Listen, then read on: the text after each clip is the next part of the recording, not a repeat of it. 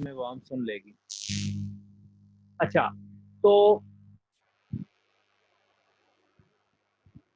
हम लोग आगे डिस्कस करने लगे थे स्पेशल केस एंटिटीज। उसमें हमने दो डिस्कस की, एक sovereign order of Malta, the Holy See and the Vatican. Holy See और वेटिकन सिटी एक ही के दो नाम है। The sovereign order of Malta क्या है? The sovereign order of Malta was established during the crusades. Crusade कहते हैं वो जो जंगें, स्लीपी जंगें जिन्हें कहा जाता है, जो मुसलमान मुसलमान सिविलाइजेशन और ईसाई सिविलाइजेशन के बीच में लड़ी गई फॉर द ऑक्यूपेशन ऑफ यरूशलेम। फलस्तीन के एरिया की के ऊपर अपना कब्जा जमाने के लिए जो जंगें लड़ी गई उनको क्रूसेड कहा जाता है। ये the Sovereign Order of Malta was established as a military and medical association during the Crusade. जो रोड्स एक जगह का नाम है, तो इसके ऊपर इसने 1309 से लेकर 1522 तक इसने हुकूमत की। माल्टा के ऊपर it was entrusted to rule Malta. ये जो सॉवरन ऑर्डर था, कुछ आप ये कह लें कुछ लोग होंगे जिन्होंने क्रूसेड में हेल्प आउट किया था। They were entrusted to rule Malta by the treaty with King Charles V of England in 1530. It lost its rule of Malta in 1798. फिर 1834 के अंदर the order established its headquarters in Rome as a humanitarian organization, Sovereign Order of Malta. The order already had international personality at the time of its taking control of Malta, and even when it had to leave the island, it continued to exchange diplomatic legations with most European states. Today, the order maintains diplomatic relations with over 40 states. अभी भी आज भी इनके पास 40 states के साथ इनके relation है, और इन्होंने 1834 में as a humanitarian organization start किया था। रोम से इन्होंने ये काम किया था, और ये भी under special circumstances special case entity के तौर पर इंटरनेशनल लॉ के सब्जेक्ट में काउंट। दूसरे नंबर पे है द होली सी और the Vatican city, which is sometimes used interchangeably with the Vatican City. Holy See या Vatican City दोनों नाम यूज किए जाते हैं। is the international legal person of the Roman Catholic Church. अगर आप उस चर्च की लीगल एक एंटिटी डिफाइन करना चाहें ना, रोमन कैथोलिक चर्च की, तो वो वेटिकन सिटी है, with its physical location at the Vatican City in Rome and its sovereign the Pope. वो जो वेटिकन सिटी का जो सॉवरन है, जो एग्जेक्टिव अथॉरिटी है वहां पे, वो पोप साहब है। It is not a state in the normal sense of the word. It is a unique person of international law. इसके पास वो personality, international legal personality है इसके पास, because it combines the feature of the personality of the Holy See as a religious entity with its territorial base in the Vatican City. Religious entity का जो territory बाकायदा उसको दी जाए Vatican city के अंदर, तो ये उसके पास पर्सनैलिटी है। इसके अंदर कई थाउजेंड चर्च जो फंक्शन कर रहे हैं। इसकी कोई परमानेंट पॉपुलेशन नहीं है, अपनी जाती पॉपुलेशन। आप कहें ना वेटिकन सिटी की अपनी पॉपुलेशन क्या है, वो कुछ भी नहीं है। Its sovereign territory consists of only about 100 एकड़, granted it by Italy in the 1929 Lateran treaty. ये ट्रीटी का नाम है, उसके थ्रू इसको 100 एकड़ जस्ट जमीन दी गई। Nevertheless, the status of the Holy See as an international person is accepted by a number of states. Its personality approximates to a state in functions. इसकी जो पर्सनैलिटी है ना, उसके पास तकरीबन स्टेट जितने ही राइट्स हैं। The Holy See exchanges diplomatic representatives with other states. दूसरी states के साथ इसके डिप्लोमेटिक रिप्रेजेंटेटिव्स भी मौजूद हैं। Enters into bilateral treaties, जिनको कंकॉर्डेट्स कहा जाता है, ये भी दूसरी स्टेट्स के साथ करते हैं। और बहुत सारी मल्टीलेटरल ट्रीटीज हैं, स्पेशली क्रिश्चियन कंट्रीज के अंदर जहाँ पे क्रिश्चियन पॉपुलेशन ज्यादा है, उनके साथ बहुत सारी मल्टीलेटरल ट्रीटीज में भी ये शामिल। ये भी स्पेशल केस एंटिटी है। यहाँ तक समझ आ गई?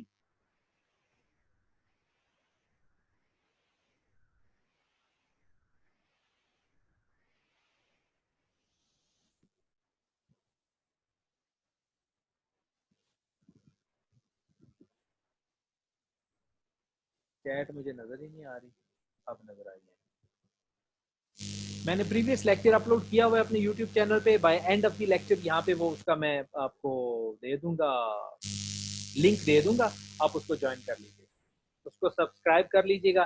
नेक्स्ट भी जो लेक्चर्स आएंगे वो वहीं पे अपडेट होते रहेंगे, आप उसको वहां से सुन सकते हैं। अच्छा, इसके बाद नेक्स्ट पर्सनैलिटी हमने अभी तक डिस्कस कर ली। मेजर जो है states, international organisations, non state entities, उसके अंदर जो जो आते हैं वो डिस्कस की, स्पेशल केस एंटिटीज, और आगे 2-3 और हैं। एक पहली आती है इंडिविजुअल्स।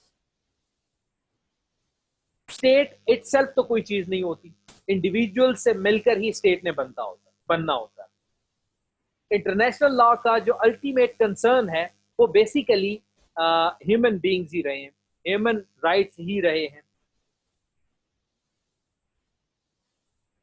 बेसिकली इंटरनेशनल लॉ का जो ओरिजिन है वो नेचुरल लॉ ही है। जैसे पॉजिटिव थीरीज आई लॉ के हवाले से 19th सेंचुरी में, जो कल हमने डिस्कस की थी, हमने ये देखा था कि स्टेट की एक्सक्लूसिविटी होने के बावजूद जो सेंट्रलिटी है वो ह्यूमन बीइंग्स है। इंटरनेशनल लॉ की जो सेंट्रल अथॉरिटी है वो ह्यूमन बीइंग्स ही है। 20th सेंचुरीज में जब 20th सेंचुरी स्टार्ट होता है तो international law again became concerned with individuals. 1907 में हेग के अंदर एक कन्वेंशन हुआ, उन्होंने कंसर्न स्टार्ट हुआ कि जो प्रिजनर्स ऑफ वॉर होंगे और जो वुंडेड होंगे, ऑब्वियसली वो इंडिविजुअल्स होंगे, वो किस स्टेट्स तो नहीं होंगी, उनके लिए क्या इंटरनेशनल लॉ हमें क्या कहता है। जब सेकेंड वर्ल्ड वॉर हुई तो उस वक्त इंटरनेशनल लॉ का ये ट्रेंड था, ये देखना चाहते थे कि इंडिविजुअल्स के ऊपर क्या रिस्पॉन्सिबिलिटीज आती हैं। अगर कोई individuals crimes against humanity commit करते हैं, जैसे इन्होंने ये सजा दी थी उसको, क्या उसे कहते हैं, इराक वाले को, सद्दाम हुसैन को, क्राइम्स अगेंस्ट ह्यूमैनिटी का उसके ऊपर वो ठप्पा लगाते हैं। तो बेसिकली इंडिविजुअल्स के राइट्स क्या हैं और इंडिविजुअल्स की रिस्पॉन्सिबिलिटीज क्या हैं। उनके राइट्स प्रिजनर्स ऑफ वॉर के तौर पर, वुंडेड के तौर पर, मेडिकल प्रोफेशनल के लोगों के तौर पर, और उनकी रिस्पॉन्सिबिलिटीज लीडर्स के तौर पर, वो जो आर्मी को लीड कर रहे होते हैं उनके तौर पर, या किसी छोटी एंटिटी को लीड कर रहे हैं, बेलिग्रेंट्स को लीड कर रहे हैं, उनके तौर पर उनके ऊपर रिस्पॉन्सिबिलिटीज क्या आती हैं, ये सारी की सारी इंटरनेशनल लॉ ने इसके ऊपर एम्फेसाइज करना शुरू कर दिया। 1943 में, 1943 में द चार्टर ऑफ लंदन जो एलाइड पावर्स ने इशू किया था, उन्होंने एस्टेब्लिश किया कि individual responsibility for committing war crimes, crimes against humanities and crimes against peace, ये उन्होंने ये चीजें एस्टेब्लिश की कि इसके ऊपर हम रिस्पॉन्सिबिलिटीज इंडिविजुअल्स के ऊपर डालेंगे। जैसे वो उसको रिस्पॉन्सिबिलिटी डाली जाती है हिटलर के ऊपर डिफरेंट क्राइम्स की। On this basis second world war के बाद German leaders were brought to trial before the Nuremberg international tribunal 1945 और 1946 के दौरान, where their guilt was established. ये जो न्यूरमबर्ग इंटरनेशनल ट्राइब्यूनल था, उन्होंने पॉइंट आउट किया कि international law imposes duties and liabilities upon individuals as well as upon states. ये इंटरनेशनल लॉ की एवोल्यूशन है ना, आहिस्ता आहिस्ता ये आगे चल रहा था, आहिस्ता आहिस्ता ये बेहतर हो रहा था, तो उसकी एवोल्यूशन के प्रोसेस में ये चीजें हम कोट कर सकते हैं, ये चीजें हम लोग ऐड कर सकते हैं। फिर and this was because crimes against international law are committed by men not by abstract entities. मतलब वो कहते हैं ना जी कि क्राइम्स जो दूसरे इंडिविजुअल्स के अगेंस्ट होते हैं वो इंसान क्राइम्स कमिट कर रहे होते हैं ना, वो स्टेट इटसेल्फ तो कोई एंटिटी नहीं है किसी के खिलाफ कोई क्राइम कमिट करने के लिए। तो so committed by men not by abstract entities and only by punishing individuals who commit such crimes can the provisions of international law be enforced। ये वो जो थी न्यूरमबर्ग इंटरनेशनल ट्राइब्यूनल, उसने ये डिसीजन दिया था कि चूंकि इंडिविजुअल्स के ऊपर रिस्पॉन्सिबिलिटी आती है, तो जो क्राइम्स इंडिविजुअल करेंगे, तो जब तक हम इंडिविजुअल्स को सजा उसकी नहीं देते तब तक इंटरनेशनल लॉ को हम प्रॉपरली एनफोर्स नहीं कर सकते। इसी तरह फॉर्मर यूगोस्लाविया था और रवांडा के अंदर जो इवेंट्स हुए, इसको आप लोग रीड आउट कर सकते हो उसके ऊपर गूगल के ऊपर, उसमें permanent international criminal court establish की गई, जो कि काफी अरसे से अंडर कंसिडरेशन थी। 1998 में the Rome statute of international criminal court were adopted at the United Nations Diplomatic Conference. The statute provides that the jurisdiction of the court is limited to कहां तक लिमिटेड है? The most serious crimes of concern of the international community as a whole. अब वो crimes क्या क्या हैं? The crimes of genocide, the crimes against humanity, war crimes and the crimes of aggression. और उसमें यह भी डिफाइन किया गया था, a person who commits a crime within the jurisdiction of the court shall be individually responsible and liable for punishment in accordance with this statute। International community में अगर कोई बंदा इंडिविजुअली कोई क्राइम जिस तरह के कमिट करता है, जैसे कोई जेनोसाइड है, किसी की नस्ल कुशी है, किसी को ह्यूमैनिटी के अगेंस्ट क्राइम्स है, वॉर क्राइम्स है, तो उसको इंडिविजुअल को उसके अकॉर्डिंगली सजा दी जाएगी। तो अगर हम इसको कंक्लूड करें तो हम ये कह सकते हैं कि जो कंटेम्पररी इंटरनेशनल लॉ है उसने इंडिविजुअल्स के कंसर्न्स को रिकैप्चर किया है और इंडिविजुअल्स को पार्टिसिपेंट्स के तौर पर, इंटरनेशनल लॉ के सब्जेक्ट्स के तौर पर उसने इसमें ऐड किया है। और ये ह्यूमन राइट्स लॉ जो इवॉल्व हुआ, जो ह्यूमैनिटेरियन लॉ इवॉल्व हुआ, ट्रेडिशनल इंटरनेशनल लॉ के अंदर जब ये चीजें ऐड की गई, उसके साथ साथ फिर इंडिविजुअल्स को इसमें एंटिटी के तौर पर एक्सेप्ट किया गया। Individuals have a sort of legal personality under international law. They are granted certain rights and subjected to certain obligations directly under international law. International law is applicable to relation of states with individuals and to certain interrelations of individuals themselves where such relations involve matters of international concern। मतलब कोई दो individual आपस में मिलकर, अब Usama bin Laden itself अगर हम उसको सिर्फ टाइटल के तौर पर, नाम के तौर पर देखें तो वो है तो इंडिविजुअल। एक इंडिविजुअल के पीछे अमेरिका ने अफगानिस्तान के ऊपर वॉर ऑन टेरर थोपी कि ये एक इंडिविजुअल हमें दे दो, बस तालिबान ने इनकार कर दिया। उस एक इंडिविजुअल की बेस पर वो सारा सिक्योरिटी काउंसिल की जो रेजोल्यूशन पास हुई, जिन्होंने उस वॉर को बाकायदा अप्रूव किया और वो सारा काम हुआ, तो एक इंडिविजुअल की बेस पर वो सारा काम चल रहा है। So individual is another subject of international law. यहां तक समझ आ गई?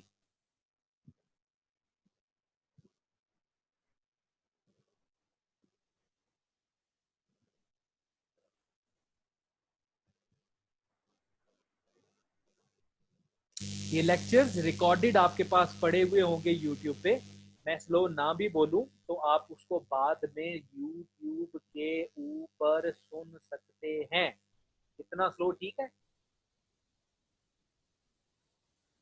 सो रिलैक्स रहें और सुन रखें। ये लेक्चर्स यूट्यूब पे मैं अपलोड करूंगा, आप वहां से सुन लीजिएगा।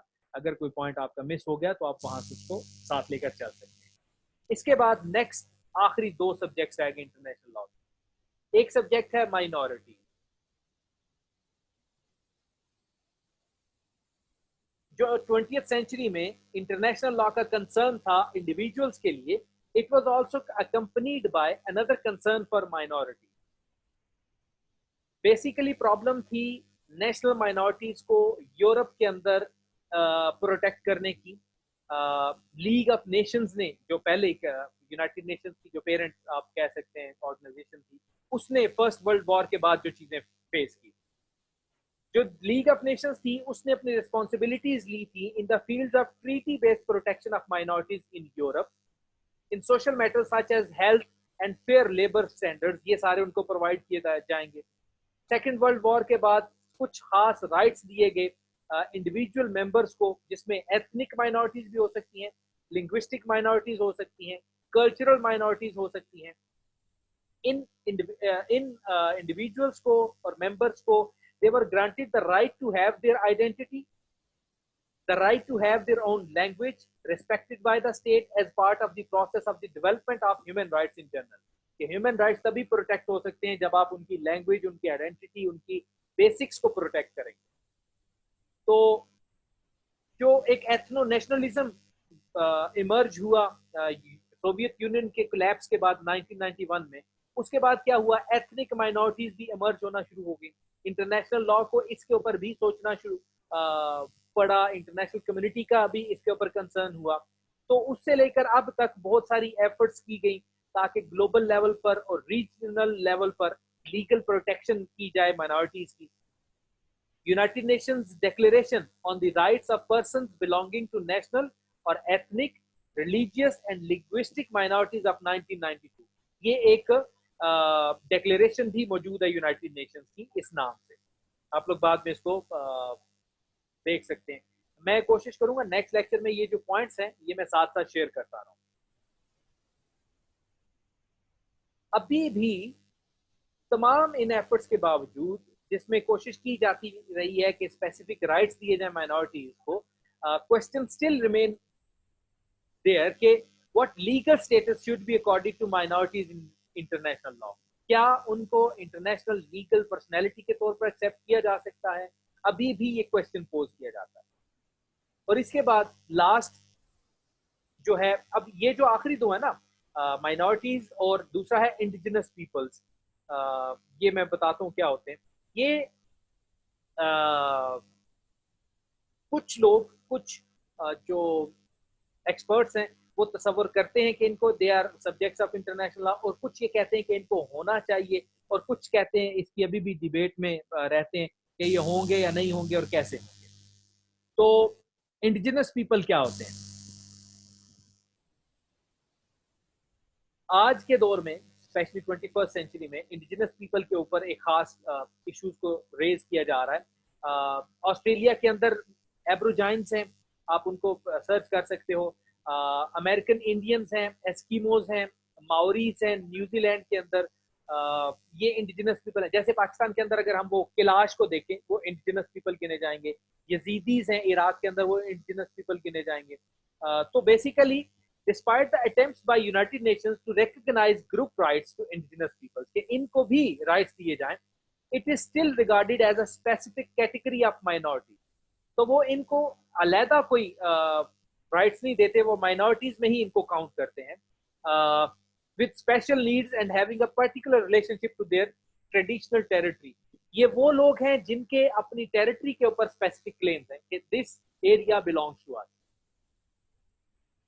तो हम अगर इसको कंक्लूड करें तो हम ये कह सकते हैं कि माइनॉरिटीज और जो इंडिजिनस पीपल्स हैं वो they are not subjects of international law in any meaningful sense of the term, और उनको इंटरनेशनल लीगल पर्सनैलिटी उस लिहाज से अभी तक नहीं मिली। They may receive guarantees of certain levels of treatment under international treaties. बहुत सारी ऐसी ट्रीटीज हुई हैं जिसमें कहा जाता है, अब इंडिया के अंदर जब कुछ इस तरह का होता है तो पाकिस्तान उसके ऊपर बोलता है, यूनाइटेड नेशन से बोलते हैं, इस तरह की वो ट्रीटीज वाकई मौजूद हैं, लेकिन it does not follow that they have such legal personality. International law does not attribute rights to minorities and indigenous people as an entity. Basically वो इंडिविजुअल्स के तौर पर, मेंबर्स के तौर पर उनको देखता है, लेकिन उनको बाकायदा राइट्स नहीं दिए जाते। ये थे जी सब्जेक्ट्स ऑफ इंटरनेशनल लॉ। अब नेक्स्ट लेक्चर हमारा इंशाल्लाह मंडे को होगा।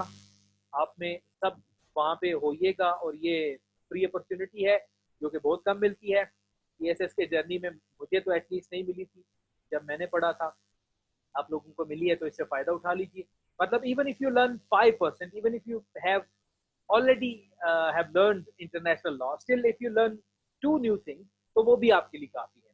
फ्री ऑफ कॉस्ट अगर आप कोई चीज़ लर्न कर रहे हैं, नॉलेज आपके अंदर आ रहा है, विजडम आ रही है, तो that is a good thing. मैं आप लोगों के साथ यूट्यूब चैनल का लिंक शेयर कर देता हूँ, उसको आप सब्सक्राइब कर लीजिएगा।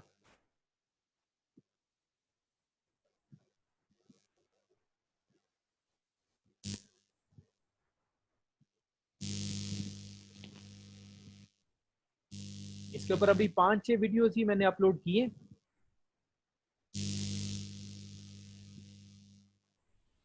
International law is like the law of United Kingdom. It keeps on evolving. As जैसे circumstances evolve करते हैं तो ये international law भी evolve होता है, because it is based upon treaties, it is based upon moral values, it is based upon how states interact with each other. क्योंकि interaction change होता रहता है तो इंटरनेशनल लॉ भी चेंज होता रहेगा। अब अगर कोई क्वेश्चन है तो आप लोग मुझसे पूछ सकते हैं। ये चैनल है, इसको सब्सक्राइब कर लें प्लीज, मैंने अभी लिंक भेजा है फौरन से पहले। iLaw will definitely help in international relations. iLaw will help you in current affairs. It will help you quote things in essay as well. Obviously शिजा, ये इंटरनेशनल कम्युनिटी डिसाइड करेगी मेजॉरिटी किस साइड पे है। यूनाइटेड नेशंस के platform के ऊपर वो वोटिंग होती है, आपस में लोग डिस्कशन करते हैं, सारे इस तरह के मामला होते हैं और फिर ये डिसाइड किया जाता है। Politics is still there, politics का अपना एक वहाँ पे रोल है, तो वो भी ये चीजें